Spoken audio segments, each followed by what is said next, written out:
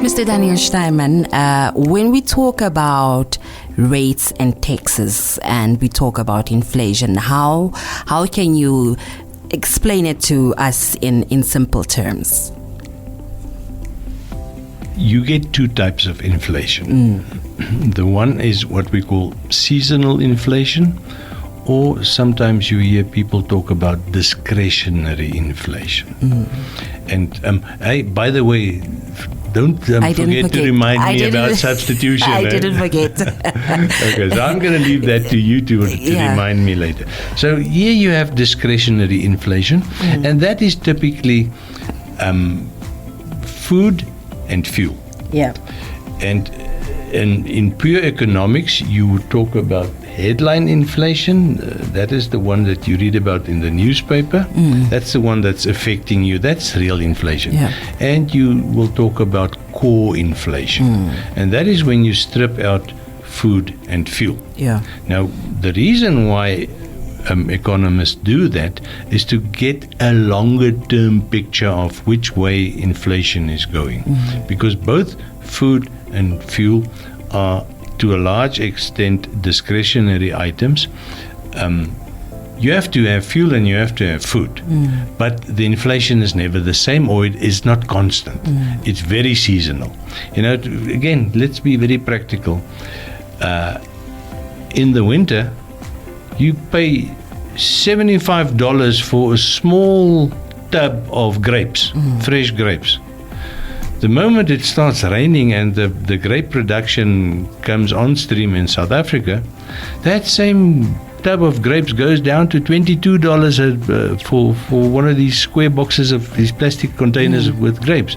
Now, how do you reconcile that? You know, from $75 in when the supply is short to $22 when the supply is high, but that is the way the market works. You know, if you want something when it's scarce, you have to pay for it.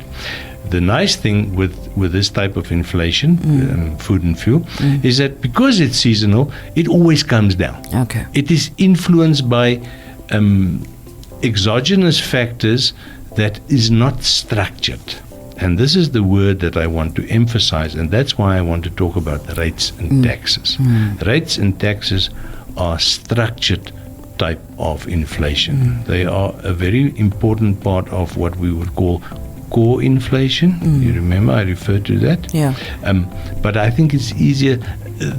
That's not the full extent of core inflation, but it's a very good example for people to understand why there's always a little bit of inflation. Even if the economy is tanking like in 2020, you know, minus 8%, getting smaller, contracting, not growing slow. There's a big difference between slower growth and actual contraction. The one is still growing but not so fast. The other one is actually getting smaller. You know, so this is what we need to keep in mind, is that structured inflation is with us all the time. Yeah. And rates and taxes, if you look at your water and electricity bill, have you ever seen that it come down? As you can see, I'm rolling my eyes. It never comes down. Yeah. Rates and taxes just always go up and up and up. Sometimes a bit faster and sometimes a bit slower. And sometimes the Electricity Control Board grants NamPower a bigger increase, and sometimes they refuse it. And the same with bulk water. You know, sometimes it grows just 1.5% in a year or 3%, and sometimes it grows a lot, like in 2019 when we had the very severe drought. But I've never actually seen the price of water come down. No. Can you remember how often we were told, no, these punitive rates in 2019 is just to prevent us from to use too much water. Everybody had to become very stingy on the water. Did you see the price of water come down after 2019? Not at all. No, never. Same with electricity, same with the rates that the municipality charges you for all the services that it provides. You don't see it come down. And then it went up in 2021. Yes, Yeah. a lot At the again, time, like almost catching at a up. time when we were suffering as a country, as an individual as well. But there are just certain things you can't do anything about, like Mr. Daniel that Steinman is said. structured Inflation. inflation. You know, so now you can understand that there's this sort of stuck inflation, like you rightly said, that you can hardly do anything about. And then there's this inflation that is very closely tied to external conditions and to climate and to production levels, typically that you find in petrol and diesel fuel.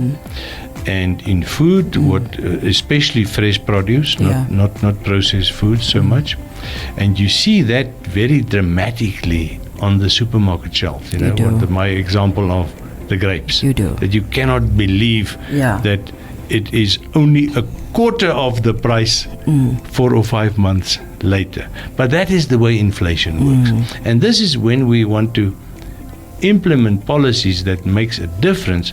It means we have to go look at where that stuck inflation, that structured inflation is. Because that's where the solution lies.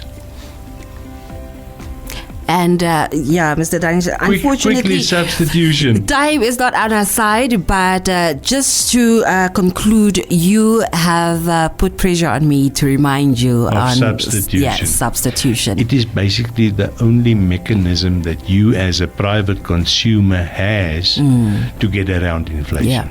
It means that because of the large number of products, you can choose which one you want to buy, and you can even if you're very brand committed, and you only eat Black Hat peanut butter.